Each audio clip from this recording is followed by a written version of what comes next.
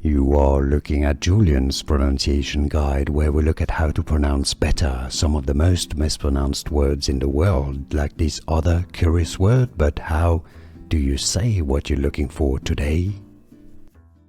Let's learn how to pronounce this word correctly. This is a word, but also a name. If you want to learn more confusing names, stay tuned. It's a Hebrew given name, meaning little tree, I believe. Does it mean anything else that you know? Let me know in the comments. It's pronounced Ilan. Generally, Ilan. Do you pronounce it any other ways? Let me know in the comments.